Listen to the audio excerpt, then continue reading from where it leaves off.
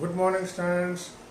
आज हम एनसीईआरटी के क्वेश्चंस करने जा रहे हैं chapter 9 force and laws of motion के।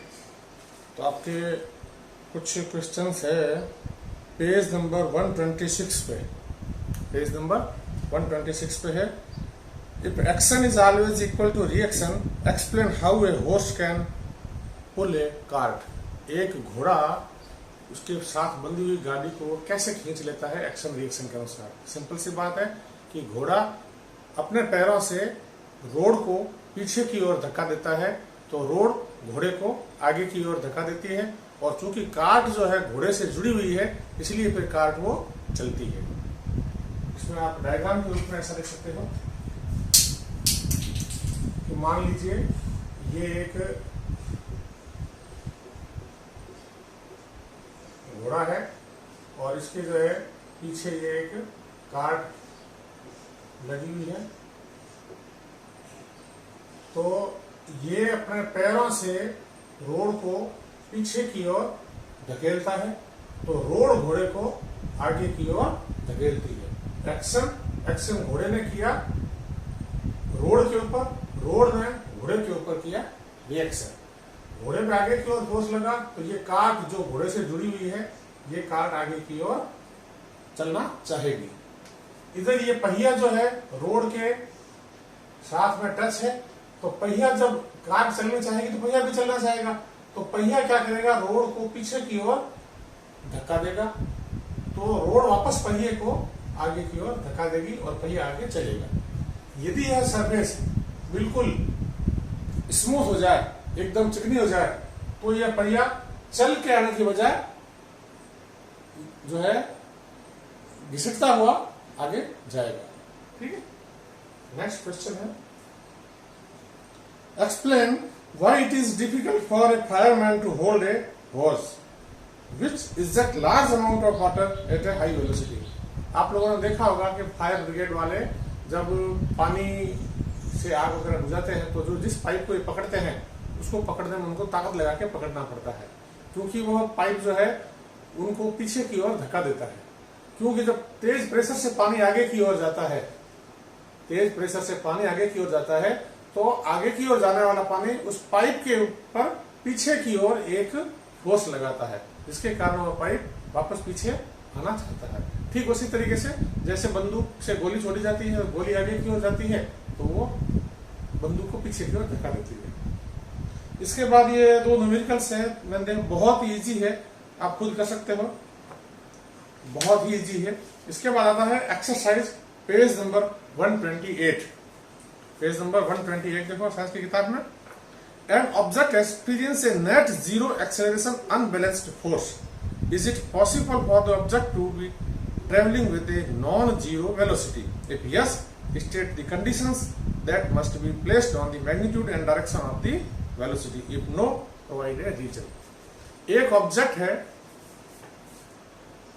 कोई मान लीजिए कोई ऑब्जेक्ट है ये, और यह नॉन जीरो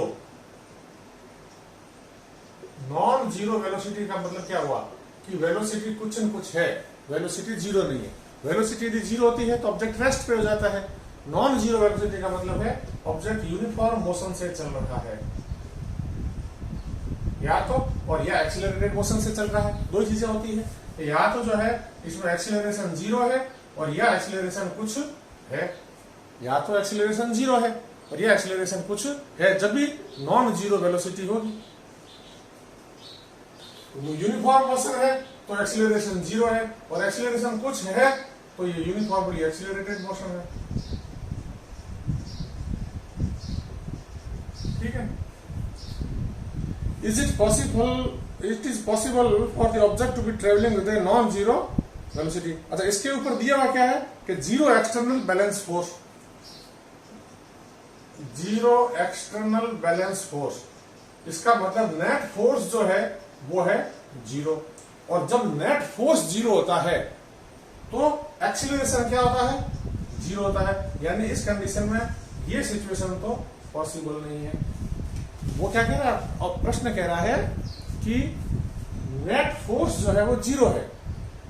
नेट फोर्स के जीरो होने से उसमें एक्सीलरेशन उत्पन्न ही नहीं होगा। जब एक्सीलरेशन उत्पन्न नहीं होगा तो यूनिफॉर्मली एक्सीलरेटेड मोशन नहीं होगी। फिर लास्ट में बचेगा कि यूनिफॉर्म मोशन है जहां एक्सीलरेशन तो जीरो है परंतु वेलोसिटी तो कुछ है। वेलोसिटी यहां भी कुछ है, वेलोसिटी यहां भी कुछ है, दोनों जगह वेलोसिटी है, पर यहां वेलोसिटी के साथ एक्सीलरेशन नहीं है, यहां एक्सीलरेशन है। एक्सीलरेशन हो नहीं सकता क्योंकि दिया हुआ है कि नेट फोर्स जीरो है। अब बात आती है कि यूनिफॉर्म वेलोसिटी से वो चल रहा है तो क्या वह चलता ही रहेगा? बिल्कुल चलता रहेगा। इनर्शिया का लॉ भी यही कहता है चलता रहेगा, परंतु हम देखते हैं कि फिर भी वो रुक जाता है। तो रुकता है किसके कारण? वो रुकता है फ्रिक्शन के कारण। अब वो फ्रिक्शन जो है रोड के द्वारा भी दिया जा सकता है तो वह एयर के द्वारा भी दिया जा सकता है। तो यदि एयर के द्वारा दिया गया फ्रिक्शन या एयर रेजिस्टेंस और रोड के द्वारा दिया गया फ्रिक्शन को यदि हम जीरो मान लें तो वह नॉन जीरो वेलोसिटी से चलता रहेगा। परंतु यदि ये फ्रिक्शन है तो फिर वो धीरे धीरे आगे रुकेगा, वहां पर वो इनर्शिया वाली बात जो है रहती नहीं है। तो इनर्शिया वाला लॉ जो फर्स्ट लॉ है वो ये कहता है कि कोई एक्सटर्नल फोर्स उसके ऊपर जो लगता है वो नहीं लगना चाहिए, तब जाके वो नॉन यूनिफॉर्म वेलोसिटी से चलता रहता है। अपनी यूनिफॉर्म मोशन है उसको चेंज नहीं करता है। स्टेट ऑफ रेस्ट या स्टेट ऑफ मोशन जब तक चेंज नहीं होगा जब तक फोर्स नहीं लगेगा। इस क्वेश्चन में फोर्स वगैरह है नहीं तो स्टेट ऑफ मोशन जो उसकी चलती ही रहेगी, यानी वो एक नॉन जीरो वेलोसिटी से चलता रहेगा, बस शर्त है कि फ्रिक्शन ना हो। When a carpet is beaten with a stick, dust comes out of it. Explain, सीधा सा एग्जांपल है Newton's first law, law of inertia. और इनर्शिया भी कौन सा? Inertia of rest. Why it is advised to tie any luggage kept on the roof of a bus with a rope? बस की top के ऊपर हम जब सामान रखते हैं तो हम उसको बांध देते हैं। क्यों बांधते हैं? सिर्फ इसलिए बांधते हैं कि बस जब कहीं टर्न ले, बस कहीं मुड़े तो वह सामान गिरे नहीं, इनर्शिया ऑफ डायरेक्शन के कारण। जब सीधी बस चल रही है, जब तो बस जब शुरू होगी तब थोड़ा सा वो सामान हिलेगा, उसके बाद वो सामान नहीं हिलेगा, वो भी मोशन में आ जाएगा। परंतु जब वो बस कहीं टर्न लेगी तो वो सामान इनर्शिया ऑफ डायरेक्शन के कारण गिरेगा, इसलिए इसको बांध दिया जाता है ताकि वो अपनी जगह पड़ा रहे। यहां भी Newton's first law of motion ही काम करता है और इनर्शिया जो इसमें काम करता है inertia of direction. Next question है, a batsman hit a cricket ball which then rolls on a level ground. After covering a short distance, the ball comes to rest. The ball slows to stop. अब बताइए, सीधी सी बात है कि एक ball को जब कोई मारा जाता है और वो चलती है तो वह ग्राउंड में धीरे धीरे जाके रुक जाती है। वह क्यों रुकती है? न्यूटन का नियम तो कहता नहीं है कि वो रुकेगी। न्यूटन का नियम तो ये कहता है, Newton first law of motion क्या कहता है कि वह तो अपनी जो स्टेट ऑफ मोशन को चेंज नहीं करेगी, परंतु ग्राउंड का फ्रिक्शन उसको रोकेगा। तो इसके अंदर आपके पहला है, ए है the batsman did not hit the ball hard enough, नहीं। Velocity is proportional to the force exerted on the ball, नहीं।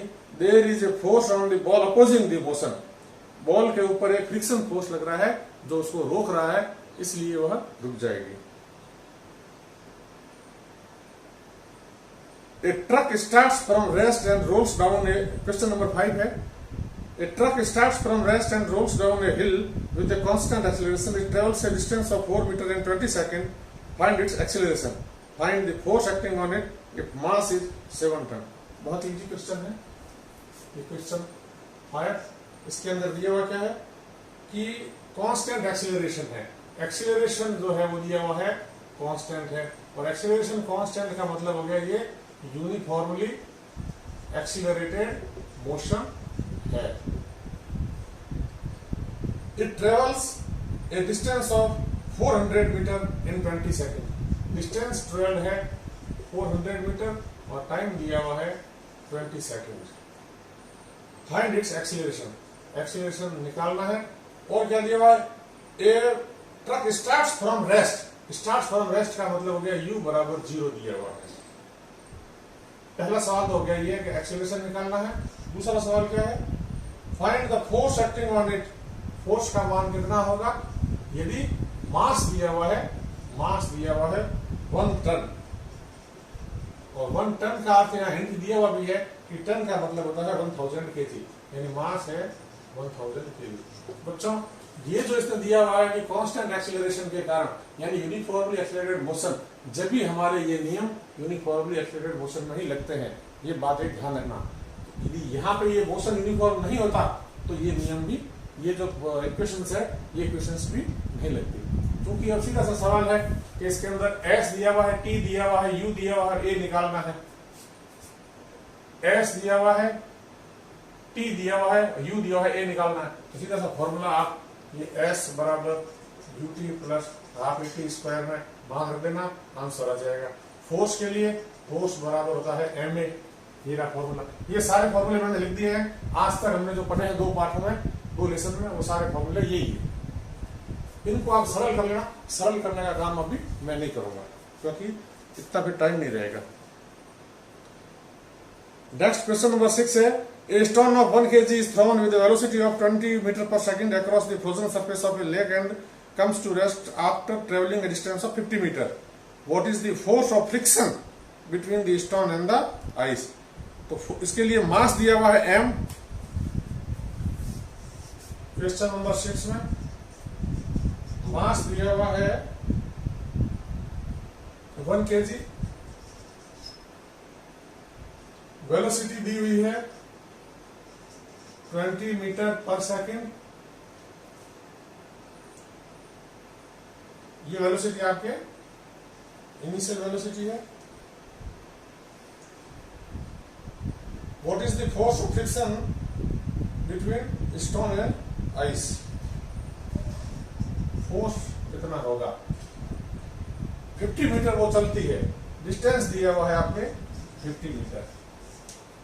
अब डिस्टेंस दिया हुआ है, u दिया हुआ है, v दिया हुआ है, ठीक है। u दिया हुआ है, v दिया हुआ है और डिस्टेंस दिया हुआ है। तो इस फॉर्मूले से आप a का मान निकाल लोगे।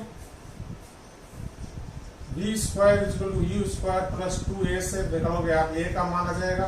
और जब a का मान आ जाएगा तो फोर्स बराबर ma, m दिया हुआ है, a आप ज्ञात कर लोगे।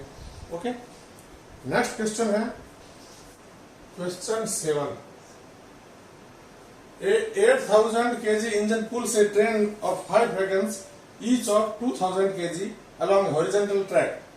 If the engine exerts a force of 40,000 Newton and truck offers a friction force of 5,000 Newton, then calculate the net accelerating force and acceleration of the train. Engine जो है, मान लीजिए ये ट्रेन का इंजन है और इसके पीछे 5 डब्बे लगे हुए हैं, वैगन्स लगे हुए हैं। इंजन का वेट दिया हुआ है 8000 kg। ये mass of engine is 8000 kg और 5 वैगन्स है, ईच ऑफ 2000 kg। तो 5 इंटू 2000 kg, ये टोटल मास हो गया किनका? वैगन्स का, ये इंजन का। तो टोटल मास कितना हो गया ट्रेन का? 8000 प्लस ये 10000 यानी 18000 kg। If engine exerts a force of 40 Newton and track offers a friction of 40,000 and 5,000, इसके ऊपर इस साइड में फोर्स लग रहा है 40,000 न्यूटन और वापस जो है फ्रिक्शन जो लग रहा है बैक साइड में लग रहा है, ये फ्रिक्शन इस साइड में लग रहा है, वो लग रहा है 5000 न्यूटन। मैं ऊपर लिख लेता हूं, बाकी ये फोर्स लग रहा है आगे की ओर और फ्रिक्शन लग रहा है पीछे की ओर। यहाँ जगह नहीं इसलिए मैं यहाँ लिख रहा हूं। तो नेट फोर्स कितना हो गया? नेट फोर्स होता है, क्योंकि ये दोनों फोर्सेज अपोजिट डायरेक्शन में है तो घट जाएंगे और डायरेक्शन होगी लार्जर फोर्स की। ये 40,000 माइनस 5,000 यानी कि 50,000 जो है आपके न्यूटन टोटल फोर्स हुआ। डायरेक्शन कौन सी? जो इंजन की डायरेक्शन है, इस साइड वाली डायरेक्शन है। तो नेट एक्सीलरेटिंग फोर्स हो गया 35,000 and acceleration of the train, और फोर्स बराबर होता है m इंटू ए, एक्सीलरेशन बराबर होता है फोर्स अपॉन मास। तो फोर्स हो गया 35,000 डिवाइडेड मास हो गया आपके 18,000 और ये यूनिट मीटर पर सेकंड स्क्वायर। इसको आप कैलकुलेट करना, 2 से थोड़ी सी कम आएगी उत्तर। इसके बाद है question number 8। An automobile vehicle has a mass of 1500 kg. मास दिया हुआ है 1500 kg. What must be force between the vehicle and road? Force कितना होना चाहिए किस काम के लिए? If the vehicle is to be stopped with a negative acceleration of 1.7 metre per second square. तो एक्सीलरेशन तो दिया हुआ है 1.7 metre per second square negative acceleration है, और स्टॉप करनी है यानी फाइनल वेलोसिटी हो जाएगी इसकी 0. A automobile vehicle has a mass of what must be force between the vehicle and road if vehicle is to be stopped with a negative acceleration. तो सीधा सा सवाल है इसमें, तो इन तीनों से निकल जाएगा. F इज इक्वल टू होता है m में F का मान निकालना है, m का मान दिया हुआ है 1500 एंड एक्सीलरेशन का मान दिया हुआ है -1.7. दो भी आंसर आएगा नेगेटिव आएगा, यानी फोर्स जो है आपको उसके ऊपर फ्रिक्शन का फोर्स जो होगा वो उसकी मोशन के डायरेक्शन के अपोजिट में लगेगा. एक्सीलरेशन की जो डायरेक्शन है, जैसे ये आपके ऑब्जेक्ट इस साइड में जा रहा था तो फ्रिक्शन जो है बैक में लगेगा. Question 9. What is the momentum of an object of mass m moving with a velocity v? और ये क्वेश्चन है, ऑब्जेक्ट का मास m है और वेलोसिटी v है, तो momentum p is equal to mv ये है. क्वेश्चन 10 है, using a horizontal force of 200 Newton we intend to move a wooden cabinet across a floor at constant velocity. What is the friction force that will be exerted on the cabinet? इसके अंदर question 10 इसको मिटा देते हैं. Question 10 इसके अंदर एक object है, वो एक साइड में यूनिफॉर्म वेलोसिटी दिया हुआ है कि यूनिफॉर्म वेलोसिटी से चलना चाहिए. यूनिफॉर्म वेलोसिटी का मतलब यूनिफॉर्म मोशन है, और यूनिफॉर्म मोशन के अंदर एक्सीलरेशन होता है 0. जब एक्सीलरेशन 0 होता है तो फोर्स बराबर m में होता है. एक्सीलरेशन यदि 0 है तो फोर्स का मान भी 0 होगा. यानी यूनिफॉर्म वेलोसिटी पे किसी ऑब्जेक्ट को चलाने के लिए हमें किसी फोर्स की आवश्यकता पड़ेगी ही नहीं, वो अपनी यूनिफॉर्म वेलोसिटी में चलता रहेगा. चूंकि इसके अंदर दिया हुआ है कि वो 200 न्यूटन उसके ऊपर फोर्स लग रहा है, तो यदि ये 200 फोर्स न्यूटन उस पर लगता है और फ्रिक्शन 0 होता है तो एक्सीलरेशन उत्पन्न होगा. परंतु ये मना किया हुआ है, एक्सीलरेशन उत्पन्न नहीं हो रहा क्योंकि वेलोसिटी यूनिफॉर्म है. इसका मतलब फ्रिक्शन भी इतना का इतना अपोजिट में 200 फोर्स लग जाएगा, ताकि नेट बैलेंस फोर्स जो इसके ऊपर 0 काम करेगा और ये अपनी यूनिफॉर्म वेलोसिटी में स्टेट ऑफ जो मोशन है इसमें चलता रहेगा. Newton's first law of motion. Next question है 11.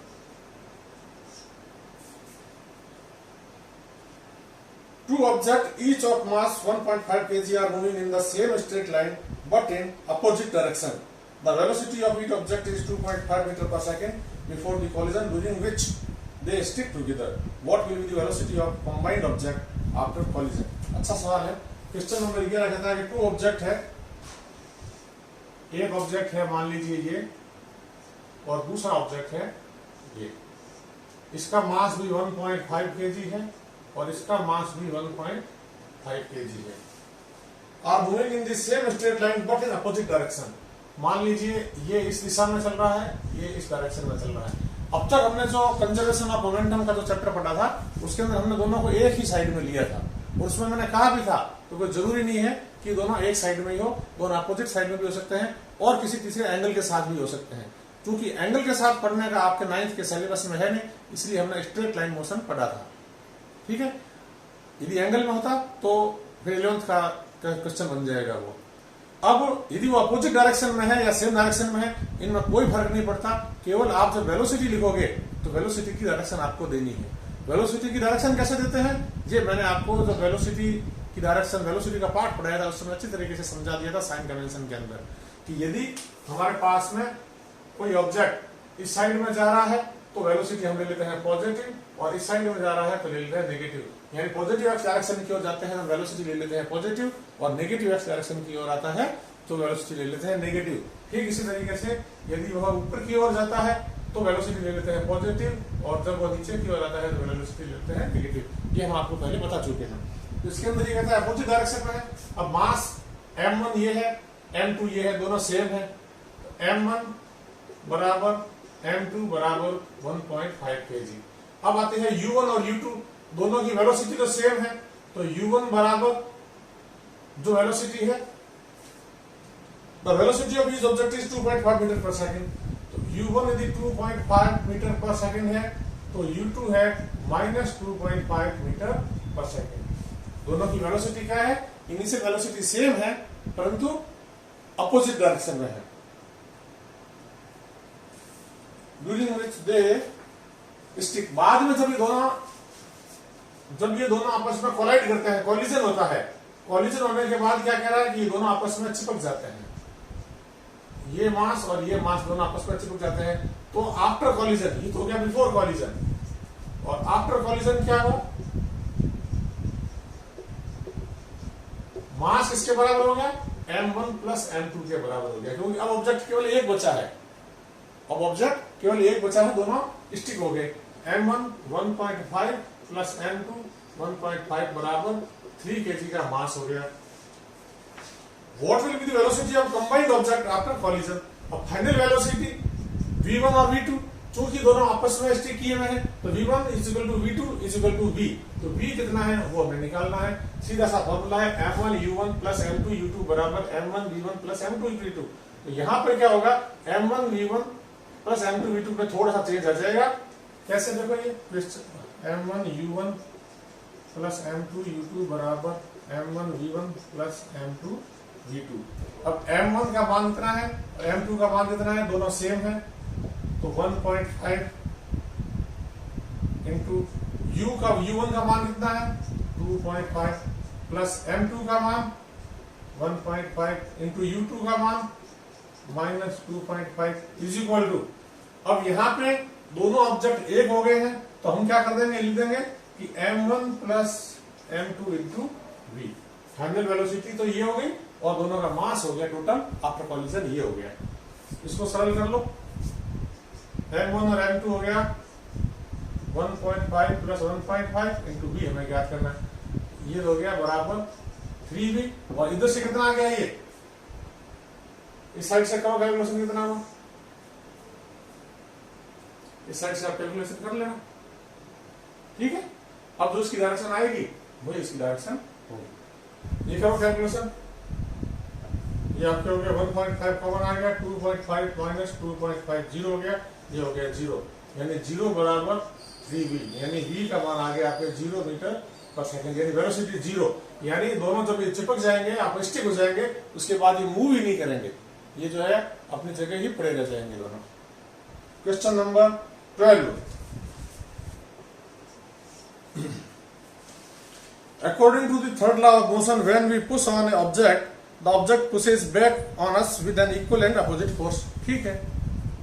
If the object is massive truck parked along the roadside, it will probably not move, ठीक है। यदि रोड के किनारे एक बहुत बड़ा भारी ट्रक खड़ा है, उसको हम पुश करते हैं तो हमारे कितना ही पुश करने से ट्रक तो जो है हिलेगा नहीं।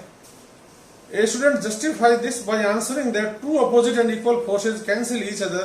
Comments on this logic and explain why truck does not move. ये लॉजिक जो उसने दिया कि जितना मैंने फोर्स ट्रक पे लगाया, ट्रक ने उतना वापस मेरे पे लगाया, और चूंकि दोनों फोर्स इक्वल एंड अपोजिट हो गए और कैंसिल हो गए, ये तो लॉजिक ही गलत है। क्यों? इक्वल एंड अपोजिट तो है निश्चित रूप से, परंतु कैंसिल नहीं हो सकते। मैंने बताया था आपको, याद करो, कैंसिल क्यों नहीं हो सकते? कि दोनों अलग अलग बॉडी पे लग रहे हैं। ट्रक जो लगा रही है वो बॉल पे लगा रही है और जो ऑब्जेक्ट है वो लगा रहा है ट्रक के ऊपर, तो दोनों अलग अलग बॉडीज पे काम कर रहे हैं, इसलिए कैंसिल तो हो ही नहीं सकते, ये बैलेंस फोर्सेस तो बन ही नहीं सकते। तो फिर इसका आंसर क्या है? ऑब्जेक्ट पुश करता है ट्रक को, ट्रक के ऊपर फोर्स लगाया, ट्रक ने उतना ही फोर्स लगाया ऑब्जेक्ट पे। अब ऑब्जेक्ट को जो है मूव करना चाहिए, उसके ऊपर तो फोर्स लगा है उतना।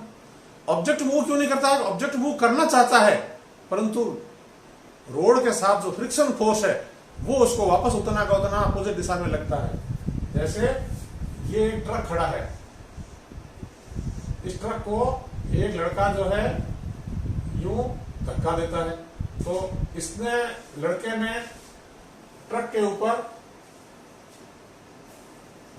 फोर्स लगाया इस साइड में, ट्रक ने लड़के के ऊपर फोर्स लगाया इस साइड में। अब लड़का जब इस साइड में जहां मूव करना चाहेगा तो फ्रिक्शनल फोर्स जो है ये वापस इस साइड में लगेगा। तो ये दोनों फोर्स जो है लड़के के ऊपर दोनों फोर्स लग रहे हैं, ट्रक के द्वारा लगाया गया फोर्स और फ्रिक्शनल फोर्स रोड के द्वारा लगाया गया। इस तरीके से ये दोनों जो बैलेंस कर जाते हैं और लड़का अपनी जगह वही रहता है। और ठीक इसी तरीके से ट्रक की स्थिति है कि ट्रक के ऊपर एक फोर्स लगा ऐसे, ट्रक के ऊपर फोर्स लगा ऐसे, तो ट्रक इधर मूव होने की कोशिश करेगा, क्योंकि ये बहुत मैसिव है, इसके अंदर एक्सीलरेशन उत्पन्न होगा नहीं, मूव करेगा नहीं, अपनी स्टेट को चेंज करेगा नहीं, क्योंकि इनर्शिया चेंज होगा तो उसके अंदर जो है एक्सीलरेशन उत्पन्न होगा।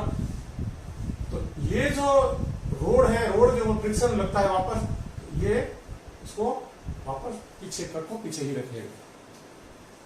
ठीक है, समझे मेरी बात को? ये लड़का ट्रक के ऊपर फोर्स लगा रहा है, फोर्स बराबर एन में, मास बहुत ज्यादा है, एक्सीलरेशन उत्पन्न होगा ही नहीं, तो इतना फोर्स ये लड़का लगा नहीं पाएगा कि ट्रक को हिला सके। ट्रक ने जो इसके ऊपर फोर्स लगाया, लड़का क्यों नहीं हिला? फ्रिक्शन के कारण। यही चीज यहां ट्रक और रोड के बीच में भी है। ठीक है, नेक्स्ट क्वेश्चन है 13th। A hockey ball of mass 200 gram traveling at the speed of 10 meter per second is struck by hockey stick so as to return it along its original path with a velocity of 5 meter per second. Calculate the magnitude of change of momentum occurred in motion of hockey ball by the force applied by the hockey stick. ठीक है,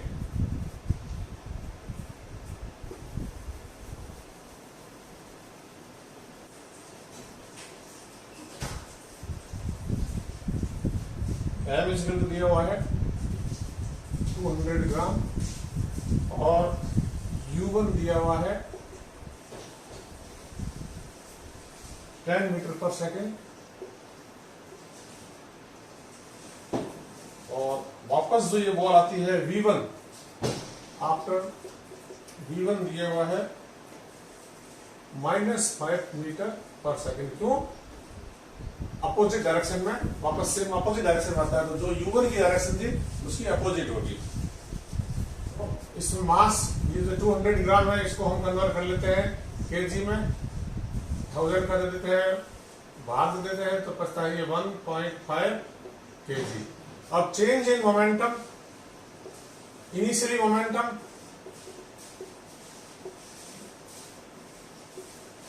minus final momentum, initial momentum m1 u1 minus final momentum m1 v1। यानी एक ball जो है वो इस direction से गई हॉकी के साथ में, वापस अपोजिट डायरेक्शन में इस वेलोसिटी से आ जाती है। वेलोसिटी की डायरेक्शन देना हमें आनी चाहिए क्योंकि दोनों अपोजिट है। m1 का मान 1.5 इंटू u1, u1 का मान 10 माइनस 1.5 इंटू v1 का मान वैल्यू होगी -5। ये कितना हो गया? 2 माइनस माइनस प्लस 1 बराबर 3 kg metre per second. Change in momentum हो गया 3 kg metre per second. Question 14। A bullet of mass 10 gram traveling horizontally with a velocity of 150 meter per second strikes a stationary wooden block and comes to rest in 0.03 second. Calculate the distance of penetration of the bullet into the block. Also calculate the magnitude of the force exerted by the wooden block on the bullet. एक bullet है, उसका मास दिया हुआ है 10 ग्राम, 10 ग्राम की bullet है, वो velocity है उसकी 150 मीटर पर सेकंड से वो जा रही है। जाती जाती एक कोई वुडन ब्लॉक है, ये इस ब्लॉक के अंदर ये पेनिट्रेट कर जाती है और मान लीजिए यहां अंदर घुस गई है। Calculate the distance of penetration of the bullet into the block. अब ये जो इसने डिस्टेंस कवर की, बुलेट ने इस ब्लॉक के अंदर जो डिस्टेंस कवर की, वो डिस्टेंस कितने कवर की, यदि टाइम कितना लगा बुलेट के अंदर, बुलेट को इस बॉक्स में पूरा जाने में टाइम लगा है 0.03 सेकेंड। कितना टाइम लग गया इसको? तो देखो यहां जो बुलेट की वेलोसिटी थी, जो यहां बुलेट की वेलोसिटी थी, और यहां पे लास्ट में स्टॉप हो जाता है तो फाइनल वेलोसिटी इसकी हो जाती है 0। फाइनल वेलोसिटी हो जाती है 0। टाइम कितना लगा, कितना टाइम लगा, तो फाइनल वेलोसिटी जो है 0, t बराबर लग गया 0.03 सेकंड। और रिटार्डेशन जो है माइनस एक्सीलरेशन कितना हुआ वो हमें पता नहीं है, क्योंकि अंदर ये गई है तो इस वेलोसिटी से धीरे धीरे जाके ये रुकी है। इनिशियल वेलोसिटी इसकी कितनी दी हुई है, ये दी हुई है 1.5 मीटर पर सेकंड, और इसका मास दिया हुआ है 10 ग्राम। 10 ग्राम को केजी में कन्वर्ट कर लो, बाई 1000 से डिवाइड कर लो, ये हो गया 1/100 केजी। अब देखो सबसे पहले तो अब हमें निकालना है डिस्टेंस ट्रेवल। ये डिस्टेंस कितनी है, ये डिस्टेंस हमें निकालनी है, कितना ये अंदर पेनिट्रेट करेगी। तो डिस्टेंस निकालने के लिए फॉर्मूला ये ut plus half at square. u हमें दिया हुआ है, t हमें दिया हुआ है, a हमें दिया हुआ नहीं है। तो a निकालने के लिए फॉर्मूला आता है F is equal to ma। एक तो फॉर्मूला ये होता है। दूसरा a के लिए फॉर्मूला होता है a बराबर v minus u upon t। दो फॉर्मूले होते हैं हमारे पास में, a के दो फॉर्मूले हैं।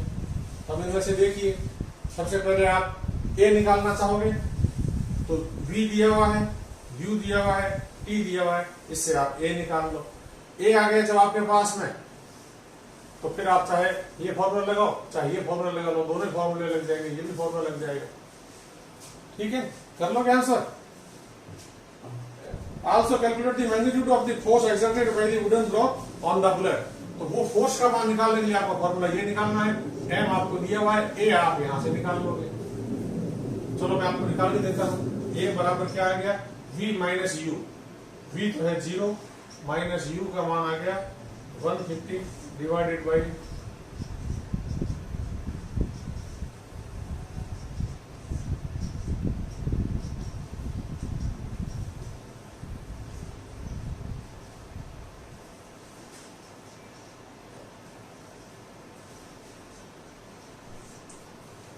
और फोर्स हो गया आपके m का मान दिया हुआ है 1/100 इंटू एक्सीलरेशन का मान आ गया आपके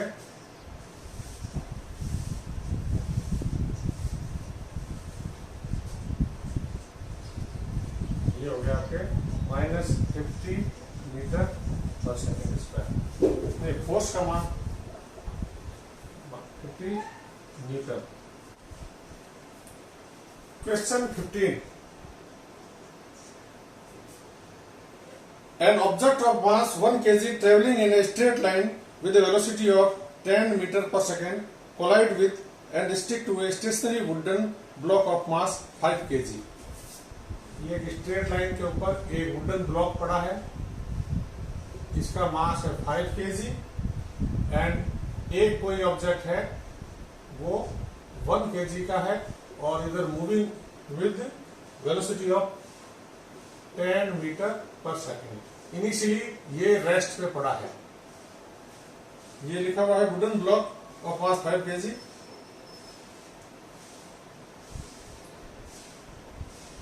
stationery wooden block, stationary wooden block का मतलब रेस्ट पे है।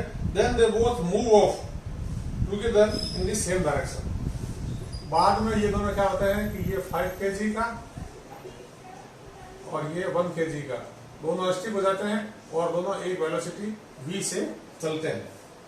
Calculate the total momentum just before of impact and just after the impact. अब देखो ये मान लीजिए आप इसे ये m1 है, ये m2 है, u1 का मान आपके दिया हुआ है 10 मीटर पर सेकेंड और u2 का मान दिया हुआ है 0 एंड आफ्टर कॉलिजन दोनों जुड़ जाते हैं तो टोटल मास जाता है m1 प्लस m2 और वेलोसिटी दोनों की मिलकर जाती है v।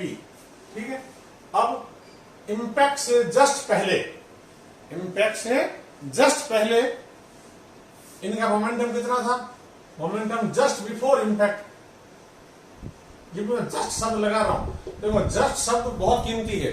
जस्ट का मतलब होता है कि बस ये यहां पे पहुंचा ही है, जस्ट बिफोर इंपैक्ट, इंपैक्ट हुई नहीं है और इंपैक्ट से बहुत कम समय पहले। ये कितना हो गया, उस समय था m1 u1 प्लस m2u2, ये टोटल मोमेंटम था पूरे सिस्टम का। ये अपन सिस्टम ले रहे हैं, दो ऑब्जेक्ट्स का एक सिस्टम है। कल मैंने जैसे बताया था आपको कि सिस्टम क्या होता है, और सिस्टम में एक टर्म और आती है आइसोलेटेड सिस्टम। तो जिस सिस्टम के ऊपर एक्सटर्नल फोर्स नहीं लगता है, जिस सिस्टम पे एक्सटर्नल फोर्स नहीं लगता है, तो वो आइसोलेटेड सिस्टम होता है। और हम जो भी कैलकुलेशन करते हैं इसके अंदर ये कंजर्वेशन ऑफ मोमेंटम की, तो हम ये पहले मान के चलते हैं कि उसके ऊपर कोई एक्सटर्नल फोर्स नहीं लग रहा है। और जब एक्सटर्नल फोर्स नहीं लग रहा है यानी कि हम एक आइसोलेटेड सिस्टम की बात करते हैं। m1u1 प्लस m2u2, m1 कितना है 1 इंटू u1 10 प्लस m2 कितना है 5 इंटू u2 है 0, ये हो गया 10 kg मीटर पर सेकेंड। ये हो गया जस्ट बिफोर। और जस्ट आफ्टर इंपैक्ट, अब ये इंपैक्ट हुई है और अभी ये चलना शुरू भी नहीं हुआ है। अभी ये ना तो पहला जो है इसके टक्कर खाने के बाद में रुका है, ना अभी दूसरा शुरू हुआ है। ये जो समय है, इस समय भी इनका मोमेंटम जस्ट आफ्टर भी रहेगा। परंतु जब ये इसके पूरा इंपैक्ट हो गया, टच हो गया, और पहले वाले ने अपना मोमेंटम दूसरे वाले को दिया और फिर दोनों रवाना हुए, इसमें तो समय लग गया। जब ये दोनों रवाना हो गए तब क्या हुआ कि हमारे पास मोमेंटम कितना हो गया m1 plus m2 into v। m1 plus m2 कितना हो गया 1 प्लस 5 इंटू v, हमें पता नहीं है, यानी 6v। ये है जस्ट बिफोर इम्पैक्ट, और इतना ही है ये जस्ट आफ्टर इम्पैक्ट। और इम्पैक्ट के जस्ट आफ्टर के थोड़े समय बाद में नेक्स्ट जस्ट आफ्टर इम्पैक्ट दोनों चलने शुरू हो जाते हैं। तो ये दोनों कंजर्वेशन ऑफ मोमेंटम के हिसाब से बराबर होना चाहिए, यानी 10 इज इक्वल टू होना चाहिए 6 वैल्यू से। तो v इज इक्वल टू हो गया 5/3 metre per second. Next question है 16th। A object of mass 10 kg is accelerated uniformly from a velocity of 5 meter per second to 8 meter per second in 6 seconds. Calculate the initial and final momentum of the object. Also find the magnitude of the force exerted on the subject. ये सवाल जैसा हमने पहले किया है, इसके अंदर final velocity दे दी है 5 मीटर पर सेकंड, नहीं फाइनल वेलोसिटी दी है 8 मीटर पर सेकंड, और इनिशियल वेलोसिटी दी है 5 मीटर पर सेकंड। टाइम दे दिया है 6 सेकंड। तो change in velocity divided by time हो जाएगा एक्सीलरेशन, यानी 8 माइनस 5 डिवाइडेड बाय 6, 3/6, 1/2 मीटर पर सेकंड स्क्वायर, ये हो गया एक्सीलरेशन। ये तो एक तरीके से बहुत ही सरल सवाल है। इनिशियल और फाइनल एक्सीलरेशन हमने निकाल लिया। अब initial and final momentum of the object, initial momentum होता है m1u1, फाइनल होता है m1v1। तो इसके अंदर आपका जो है 100 kg मल्टीप्लाइड बाई 5, ये इनिशियल मोमेंटम हो गया, और 100 मल्टीप्लाइड बाई 8, ये आपका फाइनल मोमेंटम हो गया। Find the magnitude of the force, force का मैग्नीट्यूड निकालने के लिए m इंटू a करना पड़ेगा। m आपका दिया हुआ है 1000 और a जो है आप अभी निकाला, दोनों गुणा कर लेना। Simple question. Question 17। Akhtar, Kiran, Rahul were riding in a motorcycle that was moving with a high velocity on an expressway when an insect hit the windshield and got stuck on the windscreen. Akhtar and Kiran started producing over the situation. ठीक है। Kiran suggested that the insect suffered a greater change in momentum as compared to change in momentum of motor car, because the change in the velocity of insect was much more than that of motor car. Akhtar said that since the motor car was moving with a larger velocity, it exerted a larger force on the insect, and as a result of insect died. Rahul, while putting an entirely new explanation, said that both motor car and insect experienced the same force and change in their momentum. Comment on these suggestions. बहुत बड़ा प्यारा सवाल है, इसको देखो समझो आप।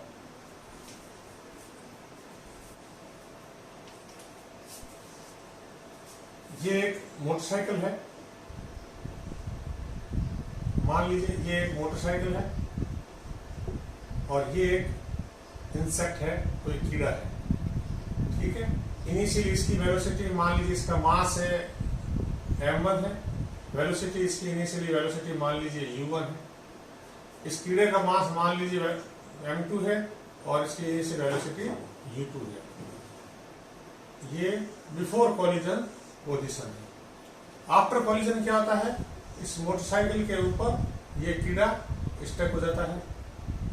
अब इसका मास क्या हो गया दोनों का, m1 प्लस m2, और वेलोसिटी हो गई इनकी v। ठीक है, अब देखो ज्यादा क्या है, m1 ज्यादा है कि m2 ज्यादा है? निश्चित रूप से m1 is greater than m2, क्योंकि मोटरसाइकिल का वेट जो है इस कीड़े के वेट से, इंसेक्ट के वेट से कहीं ज्यादा है। u1 और u2 ये वेलोसिटीज दोनों की कितनी है, क्या है, ये हमें नहीं पता। हमें पता है कि आफ्टर कोलिजन दोनों आपस में स्टक हो जाते हैं और एक वेलोसिटी से चलते हैं। इंजरी जो है ज्यादा इंसेक्ट को हुई है, ये हमें दिख रहा है। क्यों हुई है, इसके तीनों ने, जो अख्तर है, किरण है और राहुल है, तीनों ने अपने अपने एक्सप्लेनेशन दिए। अब वो देखते हैं। अख्तर क्या कहता है कि the insect suffered a greater change in momentum as compared to change in momentum of motor car because the change in velocity of insect was much more than that of motor car. यानी उसकी velocity में change, insect की velocity ज्यादा थी, इसके कारण change in momentum जो है इसका ज्यादा हुआ। तो पहली बात तो इंसेक्ट की वेलोसिटी ज्यादा थी या कम थी, ये हमारे पास में कोई मेजर करने का कोई साधन भी नहीं है। इंसेक्ट किस स्पीड से आ रहा था, हमें क्या पता किस स्पीड से आ रहा था, तो ये तो एक तरीके से अंदाज ही लगाया गया। और दूसरा ये क्या कह रहा है कि change in momentum as compare to change in momentum of motor car. तो केवल वेलोसिटी के कारण ही मोमेंटम में चेंज नहीं होता है, मोमेंटम तो मास पे डिपेंड करता है। तो इसका तो एक्सप्लेनेशन सही नहीं है। दूसरा क्या कहता है, Akhtar said that since the motor car was moving with a larger velocity is it exerted a large force on the insect. Motorcycle की स्पीड ज्यादा थी, ये भी पहली बात तो कोई मेजर करने की बात नहीं।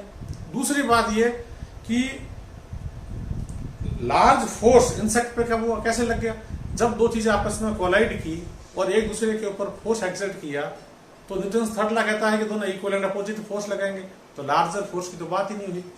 अब तीसरा राहुल क्या कहता है, राहुल कहता है कि both motor car and insect experienced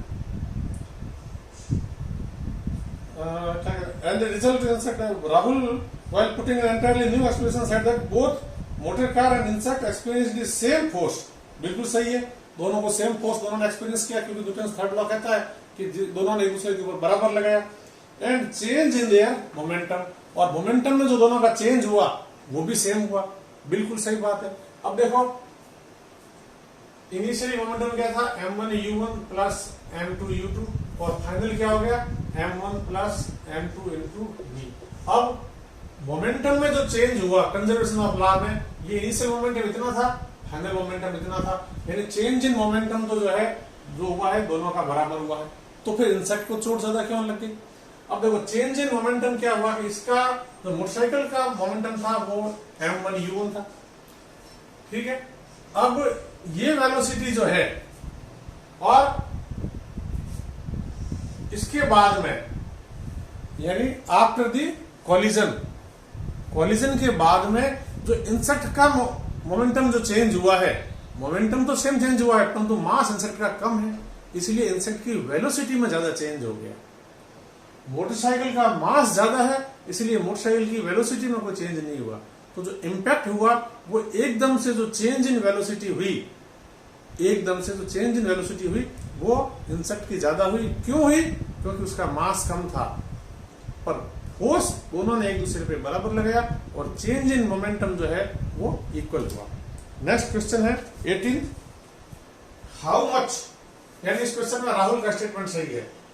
question 18 कहता है how much momentum will a dumbbell of mass 10 kg transfer to the floor if falls from a height of 80 centimetre, एक डाउनवर्ड एक्सीलरेशन। ये कोई ऑब्जेक्ट है, बॉल है, bell है, इसको ground में नीचे गिराया गया, एक्सीलरेशन जो है g दिया हुआ है 10 मीटर पर सेकंड स्क्वायर, हाइट दी हुई है ये 80 सेंटीमीटर, मास है इसका 10 kg।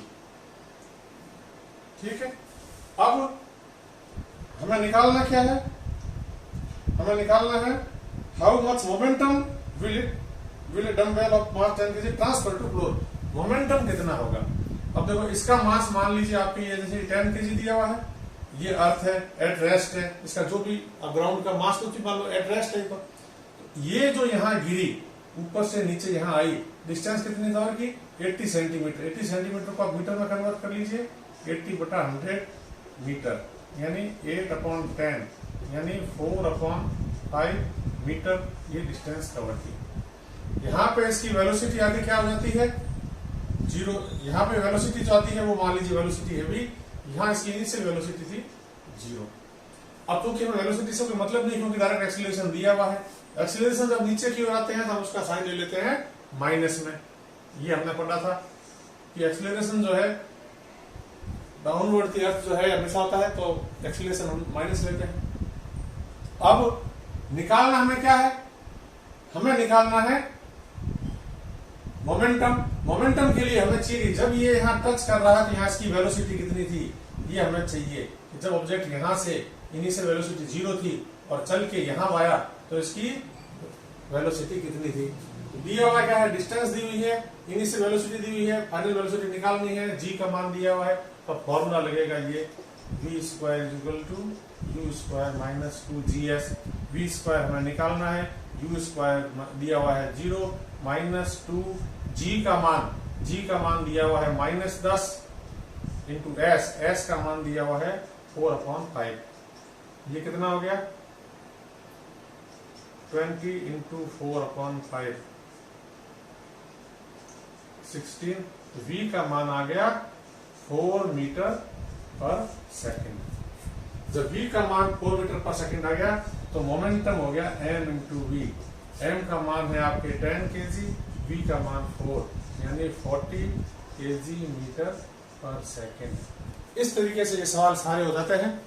और भी आपको कोई प्रॉब्लम हो तो आप मुझे पूछ सकते हो। अगला चैप्टर हमारा होगा ग्रेविटेशन। Thank you.